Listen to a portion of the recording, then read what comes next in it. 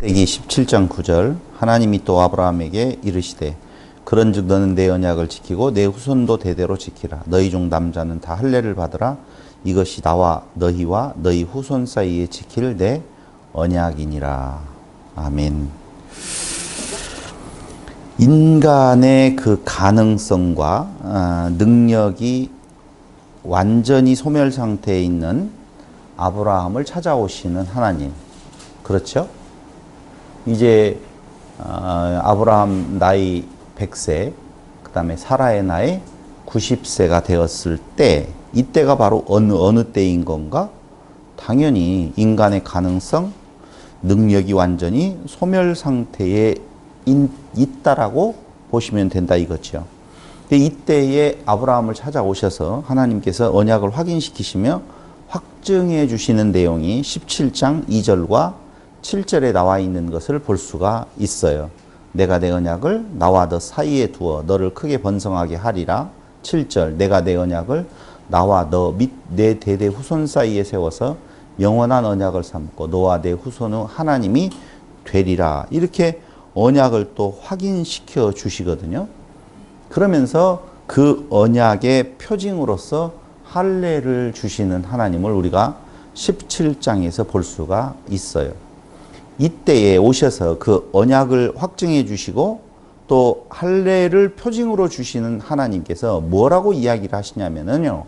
하나님의 언약은 내 후손들이 아닌 누구에게? 내 후손에게 단수로 쓴다라고 하는 것을 어디에서 또다시 증거를 하느냐면요. 갈라디아서 3장 16절에 후손들이라 하지 아니하고 후손에게라고 표현하고 있고 창세기 13장 15절에 나와 있는 것도 역시 마찬가지로 보이는 땅을 내가 너와 내 자손에게 주리니 땅을 준다는 약속도 내 자손이라고 할 때 자손들이라 하지 아니하고 자손에게라고 분명히 단수를 쓰고 있는 것을 우리는 볼 수가 있다 이거죠.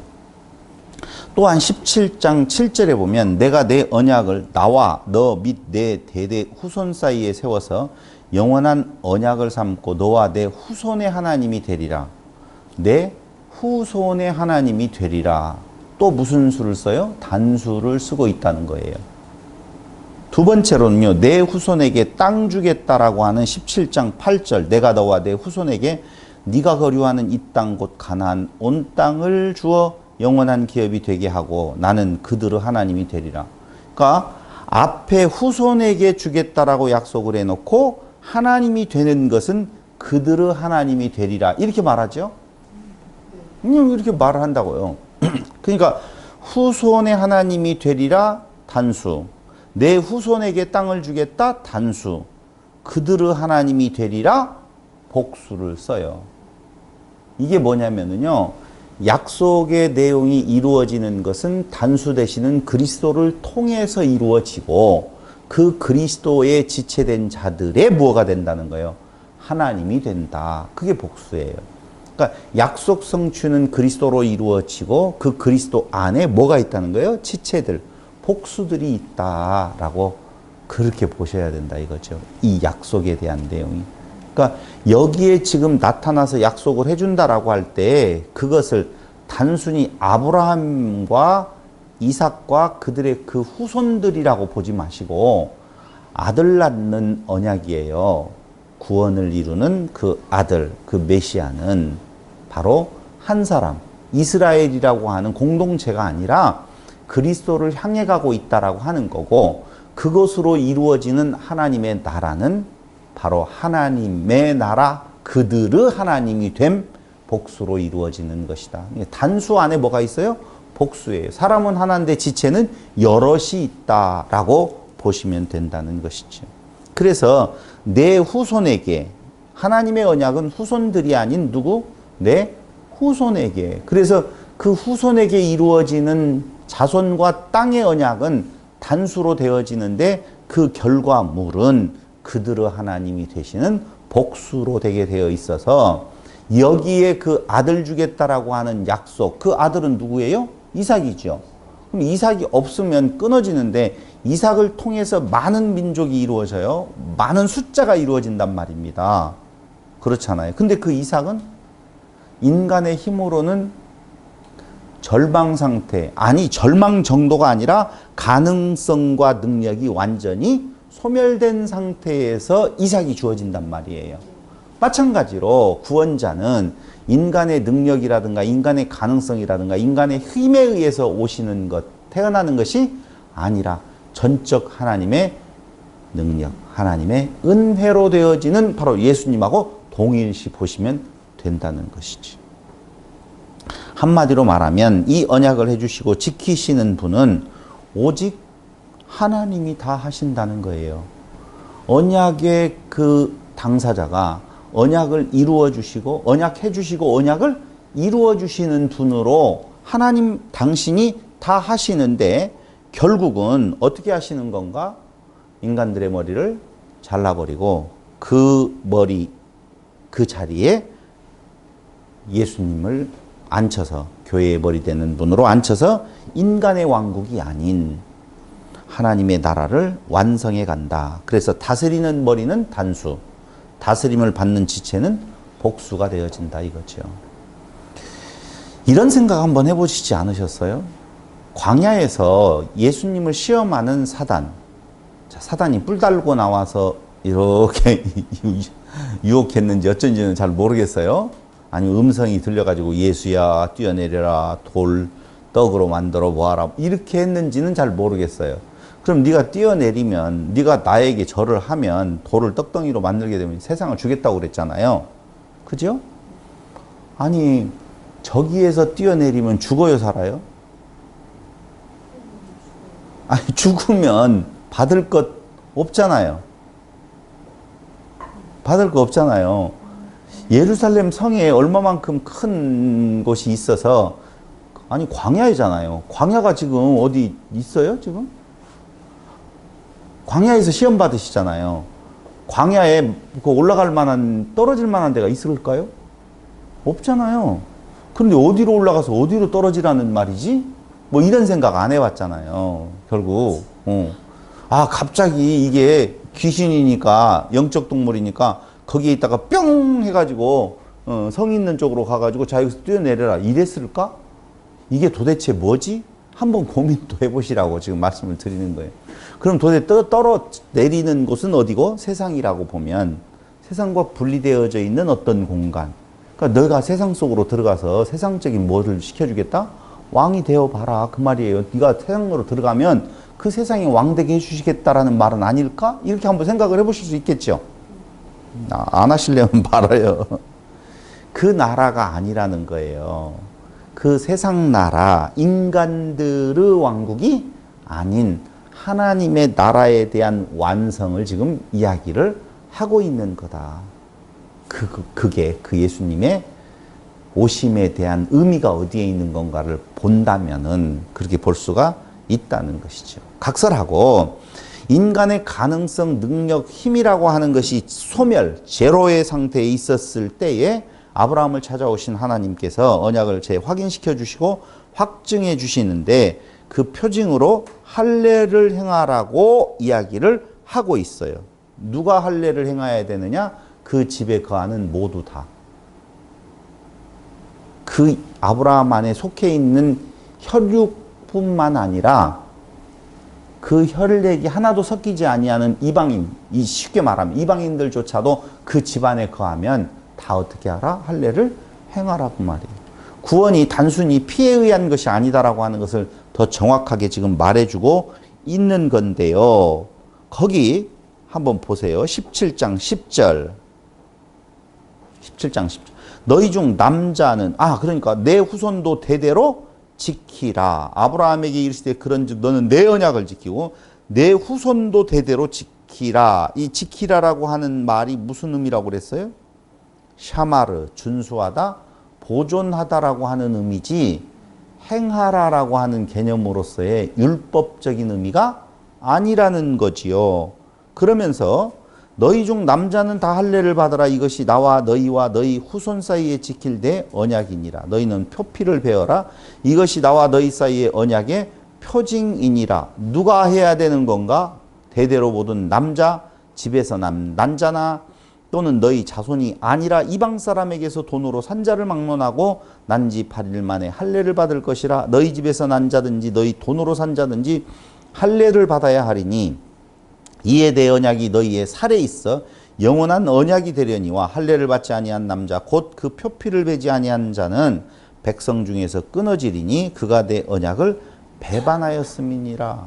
여기 배반하다라고 하는 말은요, 파라르라고 하는 단어인데요, 깨뜨리다, 헛되게 하다, 무효화시키다라고 하는 말이에요. 그러니까 할례를 지키지 아니한다라고 하는 것은 내 언약을 무효화, 헛되게 만들어 버리는, 깨버리는 거예요. 자, 이거 또다시 말씀을 드리자면은요, 조항으로서의 항목을 내가 내 육체로 행하느냐 행하지 않느냐가 아니에요.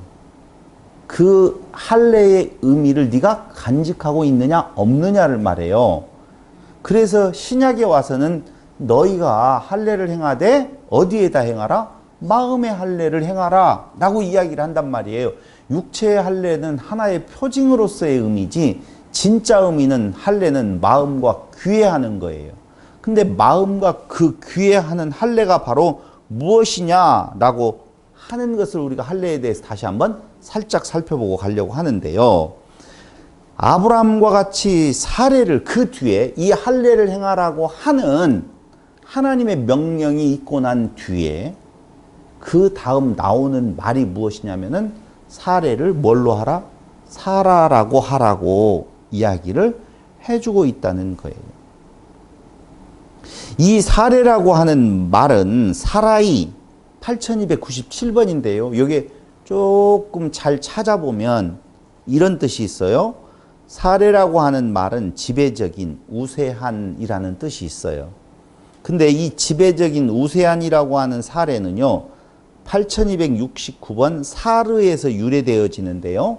지도자, 통치자라는 뜻이 있네요. 근데 이 지도자, 통치자라고 하는 사르는요, 8323번에 사라르에서 유래되는데요. 주권을 소유하다, 통치하다, 다스리다 그 말이에요. 그러니까 한마디로 말을 하면, 정리를 해보면 주권을 내가 가지고 있다, 지배적인 자다, 우세한 자다, 사람의 개인적인 능력이 강조되고 있는 이름이에요. 사례라고 하는 말은. 그럼 사라라고 하는 말은 무슨 말이냐? 8283번인데요. 8282번하고 동일하게 쓰이는 건데요. 왕후 귀부인이라는 뜻이 있어요. 그러니까 봐봐요. 개인의 능력이 최고조로 발휘되어진 주권을 소유한 지배적인 우세한 존재가 뭘로 바뀌냐면요. 왕후 귀부인 여러 민족의 어머니라는 이름으로 바뀌어져요. 자, 여기에서 우리는 하나 더 교만해지겠는데 이럴지 모르겠지만 사례의 이름은 자기 스스로를 나타내는 이름이라고 보면 이제 너는 한 부족의 어머니가 아니라, 그래서 그 한 부족 몇 명이에요? 아니, 숫자로 표현할 때에 그 개인의 능력이 발휘되어진 숫자가 몇이죠? 318명 이라고 하는 아브라함이나 사례나 같은 의미로서 그 부족 안에서 도토리 키재기 하는 것처럼 나는 너보다 좀 나아 라고 하는 내용 쪽에 자기를 자랑하는 존재, 아브람과 사례에서 이제는 어떤 존재로 바꾸어 주겠다라고 하느냐라고 보면 왕적 존재로 바꾸겠다는 거예요. 근데 그 왕이 그 부족적인데 가족적인 것에서 한 나라가 아니라 여러 민족으로 이게 확산이 되어지고 확장이 되어지네요. 그건 뭘로 되어지는 건가? 너 능력이 완전히 없었을 때, 너 가능성이 없었을 때 너에게 와서 하나님께서 그 약속을 해주시고 하나님께서 이루어 주시는 것은 그 왕과 귀부인 여러 민족의 왕이 나게 되어지는 것이 네 능력이 아니야. 그럼 우리가 지금 왕이 맞죠? 왕 같은 제사장이라고 했으니. 그렇죠? 왕은 누가 왕이에요? 예수님이 왕이시죠. 근데 왕의 부인이 누구예요? 교회예요. 그렇잖아요. 남자와 여자에 대한 내용.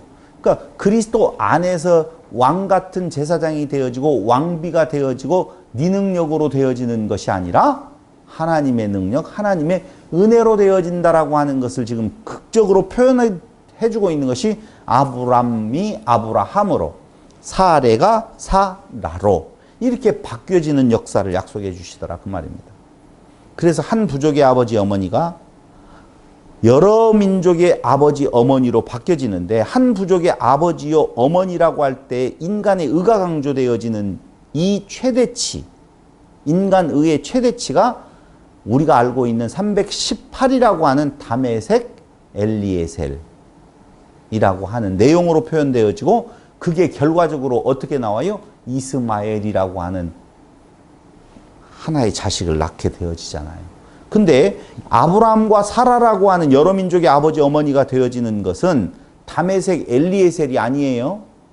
자기의 힘의 자랑거리가 아니라 뭘로 표현되어지고 있느냐? 할례로 표현되어지고 있다 그 말이에요.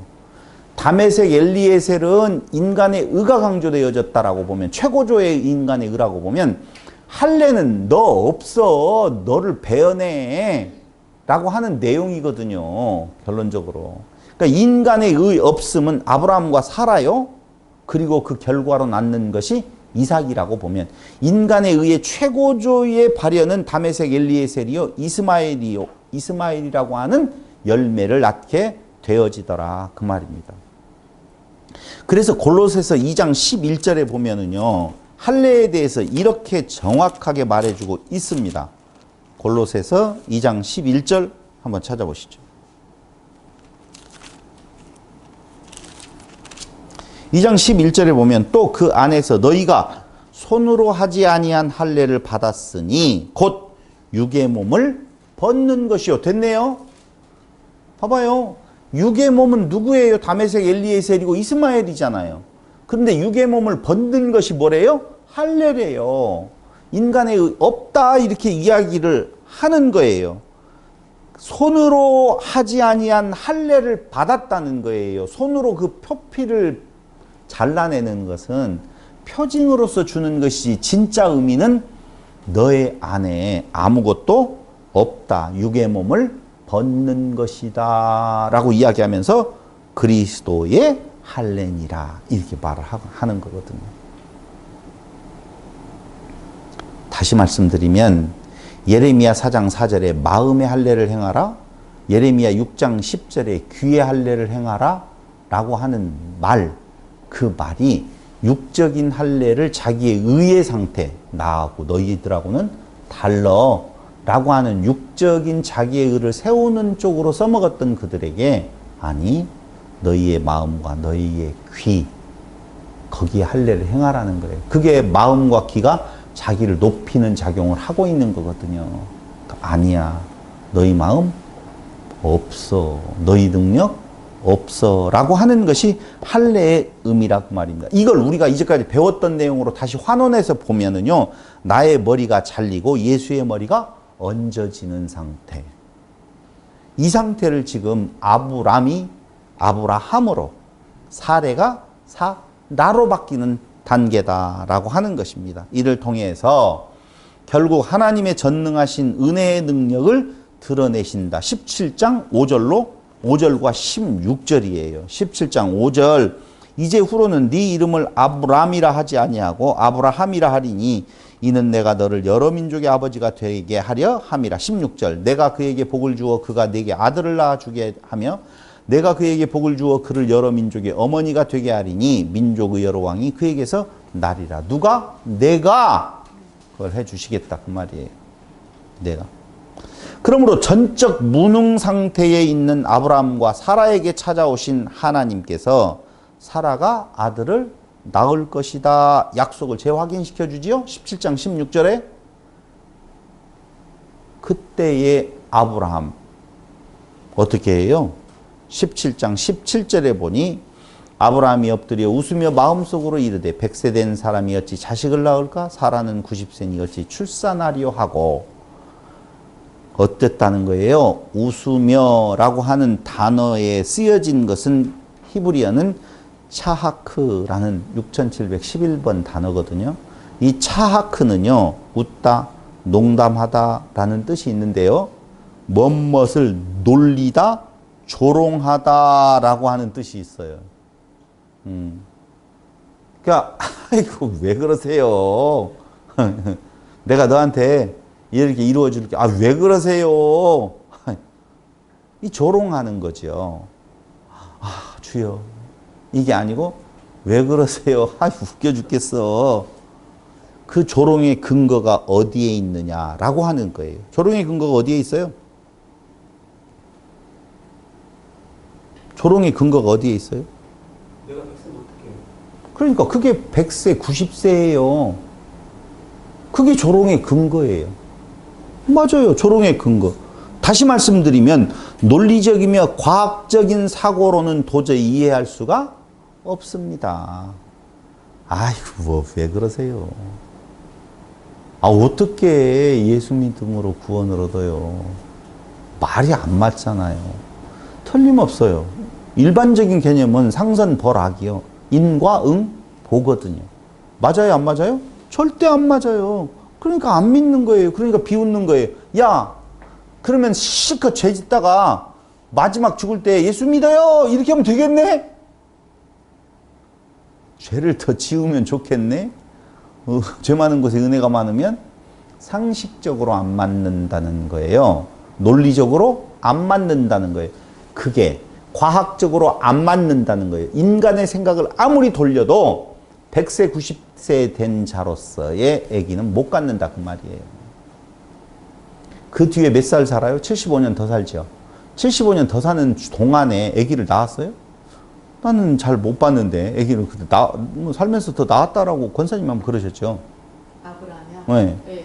더 나온 것이 나오나요? 네. 뒤에? 사라가 죽은 후에 네. 후처를 두어서 뭐 몇을 낳았다 이렇게 나온 것 같아요. 그럼 한번 보자고요. 네. 네. 아브라함이 이야기하는 것은 100세 넘었고 90세예요.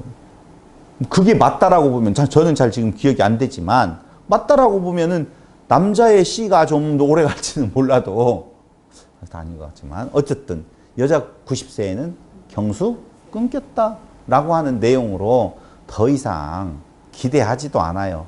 위로할 것 없어요. 족해요. 다메섹 엘리에셀 아니면 이스마엘 족해요. 여기까지 됐어요. 내 능력으로 할 수 있는 데까지 조금만 어떻게 해주세요? 도와주세요. 이게 인간이 하나님을 향하여서 자기의 의를 드러내는 거예요. 능력이 있다고 생각할 때에 어떻게 하세요? 도와주세요. 이게 인간의 생각이잖아요. 능력이 없다는 것을 알면 어떻게 말이 나오겠어요? 죽여주세요. 능력이 없다라고 생각하면 죽여주세요. 긍휼을 베풀어 주세요가 맞고 능력이 좀 있다라고 생각하면 도와주세요라고 나오거든요.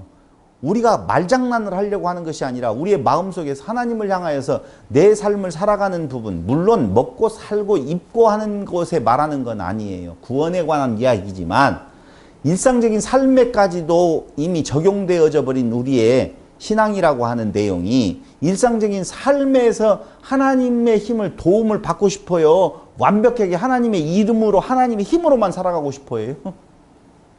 도움 받고 싶은 거예요. 내 뜻이 있어서 가는 길에 하나님의 도움을 좀 받고 싶다는 거예요. 그게 논리적이며 과학적인 사고고요. 맞아요, 인간 생각은. 근데 여기에서 우리가 한번 생각해 봐야 될 것이 있다라고 보면 하나님의 말씀을 통해서 자신을 볼 것인 건가? 아니면 자신의 상태를 통해서 하나님의 말씀을 볼 것인 건가? 1번, 2번? 다시 이야기할게요. 하나님의 말씀을 통해서 자신이 누구인가를 볼 것. 2번, 자신의 상태를 통해서 하나님의 말씀을 볼 것인 건가? 지금 대부분의 우리 성도들은 자신의 상태를 통해서 하나님의 말씀을 봐요. 그게 인간이 신의 자리에 앉아 있는 거예요. 판단하는 자리. 그러니까 하나님의 말씀을 통해서 자신을 보면 없음이거든요. 그럼 다 같이 시작. 죽여주세요. 긍휼을 베풀어 주세요가 맞아. 이게 가난한 자예요. 심령이 가난한 자. 그런데 그렇지 아니하고 자신의 상태를 통해 하나님을 볼 거예요. 나 있어요. 뭔가. 조금만 도와주면 되겠어요. 나도 열심히 좀 할게요. 하나님도 조금 힘을 좀 보태주시면 안 될까요? 그럴 때 아버지 도와주세요. 라고 하는 고백이 나오게 되어 있다는 거예요. 이것이 비웃는 모습을 드러내게 되어 있다는 거예요. 아이고 하나님 바꿔놓고 생각을 해봐요. 그럴 때 하나님은 아니야. 아니야 그렇게 선언하시죠? 18절에 보면 아브라함이 이에 아뢰되 하나님께 아뢰되 이스마엘이나 하나님 앞에 살기를 원하나이다. 내가 지금 사례하고 같이 힘들어서 계획 세워가지고 그래도 하나 만들어 놓았잖아요. 이것으로 만족하옵니다. 내가 좀 가진 거 있잖아요. 더 부자 되기를 내가 원하는 것도 아니에요. 내가 뭐 하나님의 나라에 가가지고 저 위에 국무총리 삼는 것도 아니고 그냥 하나님 나라에 가는데 조금만 도와주시면 나도 열심히 좀 노력을 해볼게요. 다 그거예요. 결국 하나님이 이르시되 아니라 그러잖아요. 내 아내 사라가 내게 아들을 낳으리니 너는 그 이름을 이삭이라 하. 아니야 아들 낳아 이삭이라고 이름 지어. 그러면서 이삭이라 내가 그와 내 언약을 세우리니 그의 후손에게 영원한 언약이 되리라. 낳지도 아니하고 존재도 없는데 그와 이삭이란 이름만 지어놓고 그와 내가 언약을 맺을 거야. 그 후손과 누구? 예수와 언약을 없는 존재를 향하여서 언약을 맺겠다라고 이야기를 하는데 이것이 그의 후손에게 영원한 언약이라 이렇게 말을 하죠. 그러니까 우리는 야 없는데도 언약을 세운다는 말 하나님이 틀림없이 해준다는 말로 이해할 수가 있잖아요. 지금. 근데 그것도 당연히 있지만 여기 너는 안 된다라고 할 때 아니야 아들 낳아 이삭이라고 이름 지어. 그리고 이삭과도 언약을 세우고 이것이 그의 후손에게 영원한 언약이야 라고 하나님께서 아브라함의 그 비웃음에 대한 내용에 무엇하지 아니하고 진노하지 아니하시고 약속을 다시 확인시켜 주시더라 그 말입니다. 하나님은요 우리에게 있어서 그 어떤 것에 대한 내용에 우리의 잘못된 행동에 대한 내용을 체크하시는 분이 아니에요. 그러니까 잘하면 구원, 못하면 저주. 그게 아니라니까요. 하나님의 목적은 그 세워진 목적을 향하여서 그 당신의 택한 자들을 데리고 갈 때에 그것을 이루시기 위한 과정이요 방편이지 너 어떻게 하는가 내가 볼 거야. 네 태도를 보고 내가 어떻게 결정을 할 거야. 그게 아니라니까요. 그래서 뒤에 나오는 아브라함의 문제된 행동도 구원에 영향을 미친다 안 미친다? 전혀 미치지 않는다는 그래 소망이 있는 거죠 사실은. 그런데 여기에 우리가 염려하고 걱정하는 한 존재가 나오죠. 그게 누구? 이스마엘이에요. 이스마엘 무슨 잘못이 있냐고 지난 시간에 이야기했잖아요. 뭔 잘못이 있어요 이스마엘이? 없어요. 자기가 태어나려고 해서 태어난 것도 아니고 하갈이 자기가 어떻게든지 아브라함을 꼬셔가지고 한 것도 아니고 사라가 들어가라고 해서 들어갔고 아브라함이 받아주어서 받아주었고 거기에서 낳은 아이들이 이스마엘이란 말이에요. 상당한 기간 동안 그냥 이스마엘 혼자서 사랑을 독차지하고 살았잖아요. 그러니 아브라함으로서는 걱정이 돼야 한대요? 걱정이 되지요. 그러니까 하나님께서 그 이야기를 해주는 것이에요. 20절 이스마엘에 대하여는 내가 네 말을 들었나니 내가 그에게 복을 주어 그를 매우 크게 생육하고 번성하게 할지라 그가 12두령을 낳으리니 내가 그를 큰 나라가 되게 하려니와 내 언약은 여기 앞에 이스라엘에 대한 언약과 약속과 내 언약이라고 하는 것은 달라요. 무엇을 먹을까 마실까 입을까를 소망 삼고 살아가는 자들에게 풍요롭게 해주겠다는 거예요. 근데 믿음이 그것을 얻기 위한 거라고 보면 그건 굳이 어디 안에 없어도 이삭 안에 없어도 하나님의 언약 안에 없어도 잘 먹고 잘 산다니까요. 그러니 그걸 쫓아가는 신앙이라고 보면 정말 잘못 가는 거잖아요. 확실하게. 그건 그 약속이 없어도 살아요. 여기 지금 이야기해 주잖아요. 그러니까 하나님의 언약은 그 언약이 아니에요. 무얼 먹을까 마실까 입을까의 언약 아닌데 교회는 구하는 것이 다 그걸 구한단 말이에요. 근데 하나님은 그것은 내가 해줄게. 이스라엘에게는 육적인 풍요가 있어. 그런데 내 언약은 내년 이 시기에 사라가 내게 낳을 이삭과 세울이라는 거예요. 그러니까 이스마엘에게 약속되어지는 건 먹고 마시고 입는 거라고 보면 이삭에게 약속되어지는 것은 뭐예요? 영원한 구원은 자로 오실 그리스도에 대한 언약이라고 그 말입니다. 여러분들을 통해서 구원함을 이루는 역사가 있기를 원하세요. 여러분들을 통해서 나를 만나는 누군가가 잘 살기를 원하세요. 근데 거의 교회가 잘 사는 복음 아닌 복음을 전하고 있다는 것이죠. 구속의 언약은 이스마엘, 인간의 의가 아닌 이삭, 즉 하나님의 은혜, 이삭과 세운다는 거예요. 은혜로 세워진다는 거예요. 이 내용에 대한 의미가 그렇다 그 말이죠. 그러면서 이 과정을 통하여서 어떤 결과를 빚어지게 만드는 건가? 이삭을 바치게 하시는 하나님의 역사예요. 잘 보셔야 돼요. 만약에 이삭이 태어나기 전에 그 아브라함과 사레의 공동작품으로 낳은 이스마엘이 있잖아요. 그죠? 근데 하나님께서 이스마엘에게, 아니, 아브라함에게 나타나서, 사레에게 나타나서 이스마엘을 바쳐라 그러면 바치겠어요? 안 바치겠어요?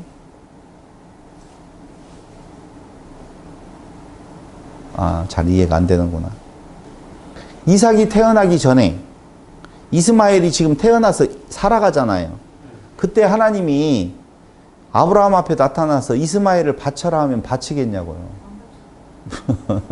감이 잘 안 잡혀요? 이스마엘의 최고는 제가 알려드릴게요. 마태복음 19장, 마가복음 10장에 보면은요, 부자에게 율법을 지키라고 이야기하면서 마지막에 가서 난 다 지켰다라고 하니까 너의 재산을 팔아 가난한 자들에게 주라 그러죠. 네.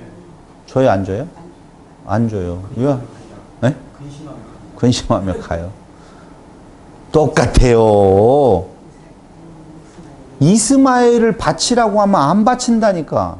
아니, 생각을 해봐요. 지금 여러분들이 수고하고. 내가 나은 거라는 거야? 그럼요. 내 의예요. 내가 나은 거야. 사람은 참 묘해서요. 내가 열심히 일해서 본 3만 원은 아까운데 그냥 누군가가 하늘에서 뚝 떨어진 복권이 당첨된 돈 쉽게 쓴다니까요. 쉽게 써요. 근데 우리는 이걸 더 좋아하죠. 내가 애쓰게 번 돈을 좋아해요. 인간은 자기의 의를 절대 놓지 않으려고 해요. 그래서 부자 청년도 내기 싫은 거예요. 내가 수고하고 애써서 부자가 되었는데 이걸 갖다 바치라? 근심이 되어진다는 거예요. 이스라엘도 그래서 못 버리는 거예요. 자기의 의를. 얼마나 수고하고 애썼는데 다른 민족들이 다 저렇게 육체적으로 마음껏 살아갈 때 우리는 하나님을 잘 믿어보겠다라고 했는데 못 버리는 거예요. 정확한 예가 됐는지는 모르겠지만은요, 자기 의가 많은 자들의 고뇌가 여기에 있는 거예요. 왜 고뇌가 생겨요? 여러분, 수고하고 애쓰지 않았다라고 보면은요, 코로나로 세계가 다 망해도 똑같아. 근데 정말 애쓰고 수고했어요. 너무나 많아요. 정말 손에 땀이 날 정도로 수고하고 애써서 모은 재산이 코로나 이 사태로 인하여서 내가 다 날아가겠다 되었다라고 생각을 하면은 그 원인이 누구에 있는 건가 찾아서 가만히 안 놔두고 싶죠. 그런데 이삭을 바치래요. 바칠 수 있어요, 없어요?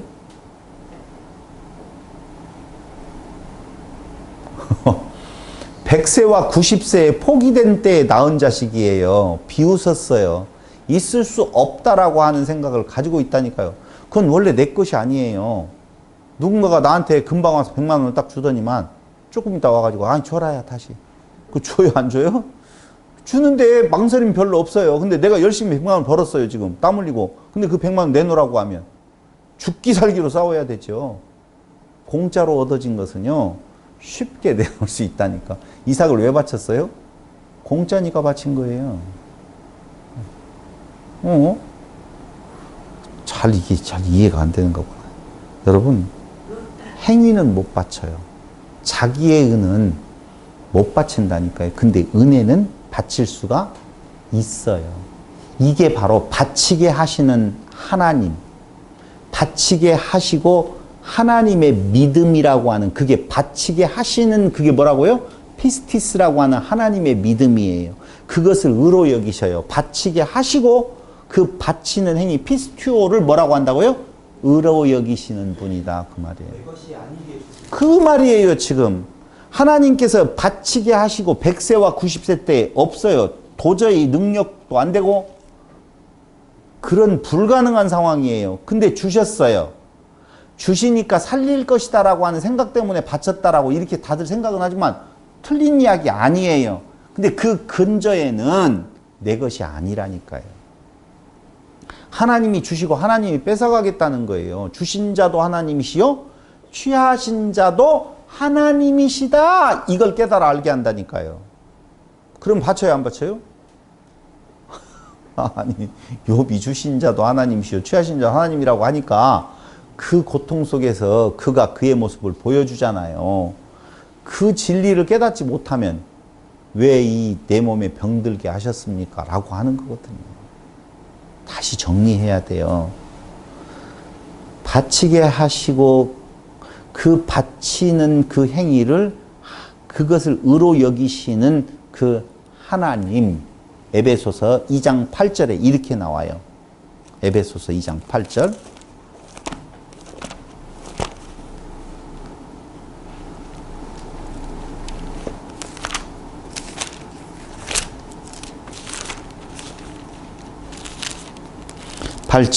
너희는 그 은혜에 의하여 믿음으로 말미암아 구원을 받았으니 이것은 너희에게서 난 것이 아니요 하나님의 무엇이라? 선물이라. 믿음으로 구원을 받았는데 하나님의 선물이래요. 그럼 아브라함은 믿음의 조상이 믿음이라고지요. 그건 아브라함에게 있어서 하나님의 선물이에요? 자기에 의해요? 하나님의 선물이에요. 근데 사람들은 아브라함이 그 바치는 그 행위가 아브라함 건 줄 알고 그 믿음의 조상처럼 우리도 갖다 바쳐야 된다고 이렇게 이야기하는데 어림없는 이야기예요. 그러니까 99세, 90세와 100세의 아들을 낳게 하시는 그때까지 기다렸다가 그때를 따라서 그에게 아들을 주시는 이유가 어디 있느냐? 무엇하게 하려고? 바치게 하시려고. 바치게 하시려고. 바친다는 말은요, 행위의 의가 아니라 나 없습니다. 그 말이에요. 내 것 아닙니다. 그럴 때 바친다고요. 수고하고 애써서 번 5만 원. 그냥 누군가 5만 원 주고 간 돈. 돈을 내라고 할 때 이 돈은 안 낸다니까. 같은 5만 원인데 이 돈은 쉽게 내더라도. 선생님, 제사 드리는 게 그런 의미예요. 제사도 당연히 너 없음에 대한 그리스도의 피밖에는 없습니다라고 하는 건데 제사 드리는 자기의 그거 안 받으신다고요. 그거 안 받으셔요. 그래서 결국은 우리는 아셔야 될 것은요, 이스마엘은 나쁘고 이삭은 좋은 것이 아니라 이스마엘 상태에 있는 그 불순종의 상태에 있는 자를 이삭의 상태, 순종의 상태로 회복시켜 주시는 그것이 바로 100세와 90세의 아들을 낳게 만드는 하나님의, 아까 에베소서에서 말했던 뭐예요? 그게 은혜요, 의라 그 말이, 선물이라 그 말입니다. 선물이에요. 율법에서 무엇으로? 복음으로 바뀌어진 거예요. 그 후에 여호와께서 다시 아브라함에게 나타나서 내년 이맘때에 사라에게 아들이 있을 것이라는 약속을 해주시죠. 비웃었으면 그걸로 끝나야 되잖아요. 믿음이 어디 있어요? 근데 다시 하나님께서 아들이 있을 거라고 약속을 해주시는데 이때 그 말을 할 때 다시 나타나가지고 한 번 나타나 다시 나타나가지고 그 말을 할 때 사례가 그 뒤에서 듣고 사라도 역시 어떻게 했다고요? 장막문에서 들었다. 그리고 사라도 비웃었다. 차하크 똑같은 단어를 쓰거든요. 왜? 18장 11절로 12절에 대한 내용이 왜라고 하는 말이 늙었고 나이가 많아 여성의 생리가 끊어졌는지라 그 말이에요. 노쇠하였고 내 주인도 늙었으니 그 말이에요. 안 돼요. 그러니까 하나님께서 왜 비웃느냐 이렇게 물어보지요. 사라도 비웃고 아브라함도 비웃었어. 그러면서 너희의 그 비웃음, 그것을 소재로 해서 깨닫게 하시는 은혜를 주시는 것이 아들의 이름을 무엇이라고 하라고요? 이삭이라고 하라. 그가 비웃었다 그 말이에요. 근데 75년 동안 아브라함이 살아가면서 이삭아 부를 때마다 비웃었던 자기의 모습을 보게 만들고 생각나게 만들고 다시 기쁨의 웃음으로 바뀌는 웃음. 그렇다니까요. 비웃음이 기쁨의 웃음으로 바뀌는 것이 이삭이라고 하는 존재 안에 다 있다 그 말이에요. 이삭아 다 같이 시작. 이삭아 표정 봐. 눈물을 흘리면서 기쁨이 있죠. 그게. 그러면서 18장 14절에 이렇게 말을 하는 거예요. 뭐라고요? 여호와께서, 그러니까 13절 여호와께서 아브라함에게 이르시되 사라가 왜 웃으며 이르기를 내가 늙었거늘 어떻게 아들을 낳으리요 하느냐. 그 말은 무슨 말이냐면요, 너희 생각으로는 너희의 무능한 상태, 이제는 완전히 소망 끊기고 아무것도 불가능한 상태에 있었을 때 나타나시는 하나님께서 하시는 말씀이에요. 너는 무능하지만, 아니 원래 무능한데 무능한 줄 모르고 까불었는데 지금 무능한 상태에 너희의 상태를 드러내. 그게 사랑이라니까요. 드러내서 이제 여호와께서 아브라함에게 이르시되 사라가 왜 웃으며, 그러면서 14절 여호와께 능하지 못한 일이 있겠느냐?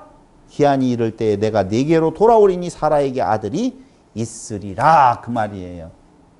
중요한 말이죠. 나는 능한 자, 전능자야. 나에게는 능하지 못한 것이 없다.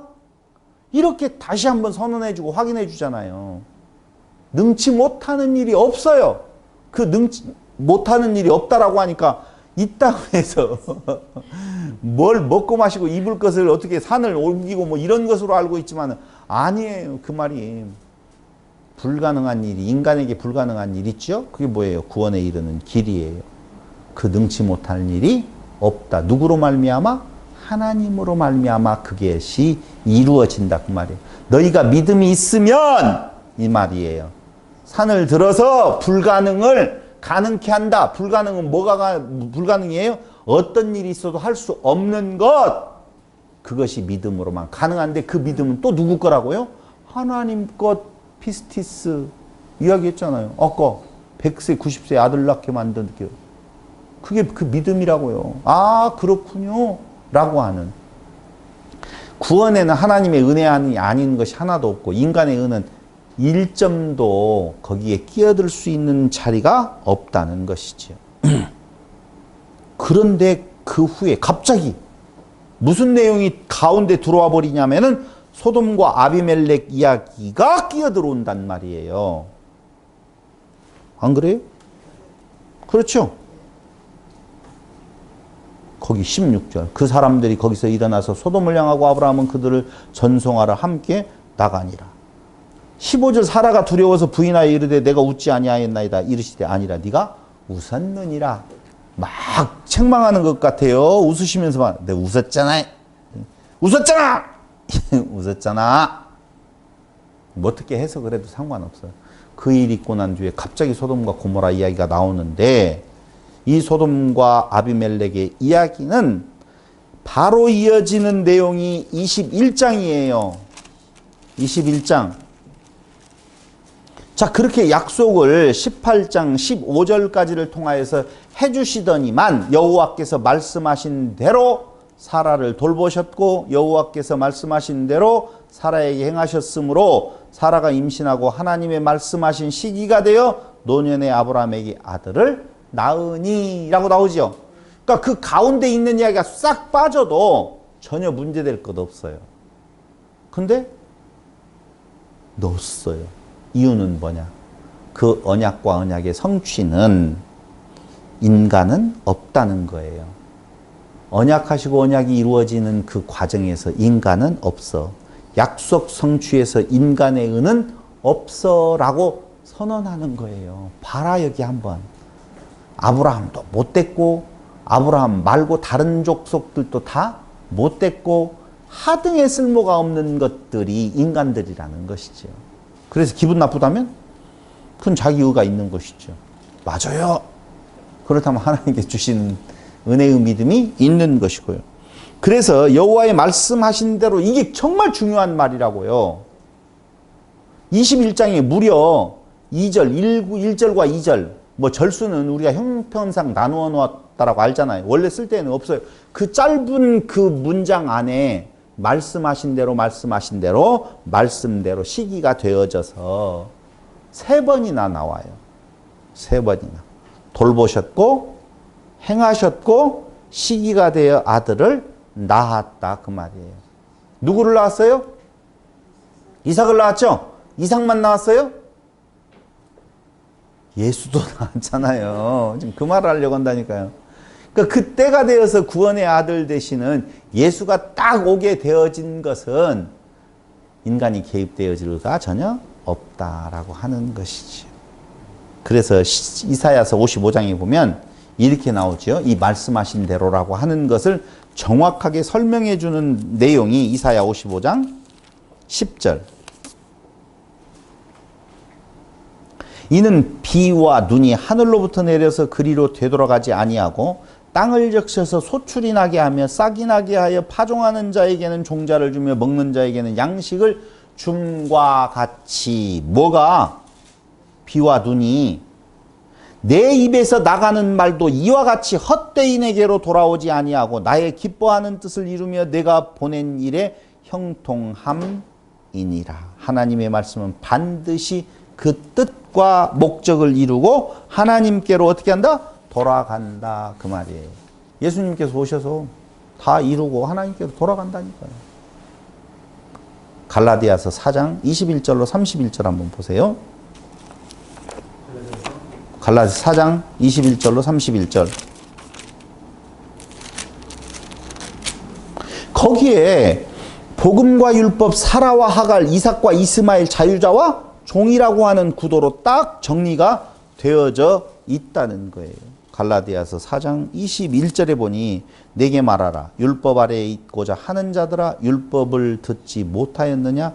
기록된 바 아브라함에게 2 아들이 있으니 하나는 여종에게서 하나는 자유 있는 여자에게서 낳다 하였으며 여종에게서는 육체를 따라 낳고 자유 있는 여자에게서는 약속으로 말미암아 암았느니라. 이것은 비유니 이 여자들은 2 언약이라. 하나는 신의 산으로부터 종을 낳은 자니 곧 하갈이라. 이 하갈은 아라비아에 있는 신의 산으로서 지금 있는 예루살렘과 같은 것이니 그가 그 자녀들과 더불어 종노릇하고 오직 위에 있는 예루살렘은 자유자니 곧 우리 어머니라 라고 나오잖아요. 31절까지 다 읽지 않아도요. 형제들아 너희는 이삭과 같이 약속의 자녀라. 그러나 그때 육체를 따라 난 자가 성령을 따라 난 자를 박해한 것 같이 이제도 그러하도다. 그러나 성경이 무엇을 말하느냐? 여종과 그 아들을 내쫓으라. 여종의 아들이 자유 있는 여자의 아들과 더불어 유업을 얻지 못하리라 하였느니라.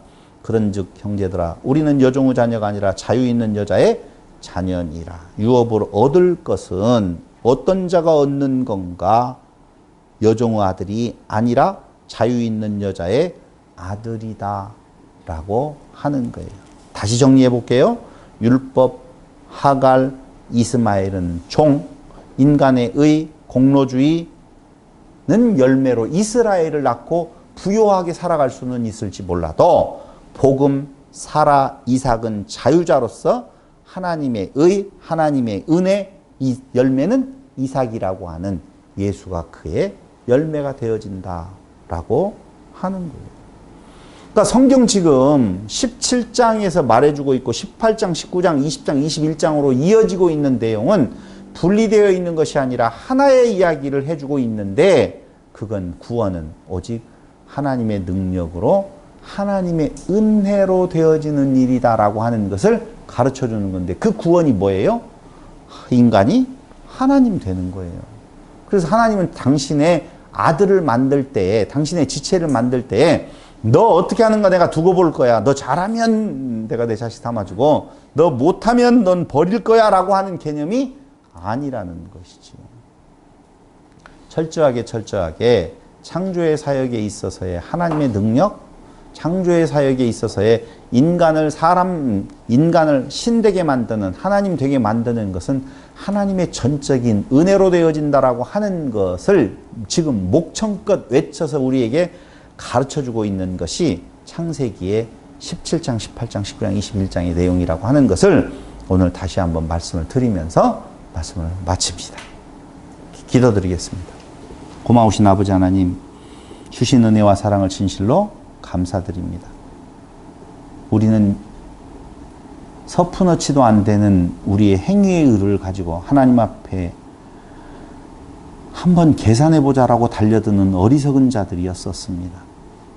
아무것도 없음을 우리로 보게 하시는 것이 하나님의 은혜임을 다시 한번 깨달아 알아서 자유하는 자를 통하여서 온 그리스도의 자녀로서 오늘 하나님 앞에 서게 되어진 것이 인간의 의가 아니라 하나님의 은혜임을 깨닫게 하시는 하나님의 놀라우신 섭리를 진심으로 감사드립니다. 사는 날 동안에 우리는 점진적으로 없어지고 오직 그리스도만 드러나서 우리의 하나님 되게 하시는 그 은혜의 영광을 찬양하며 살아가는 성도들 되게 하여 주시기를 예수님의 이름으로 기도드립니다. 아멘.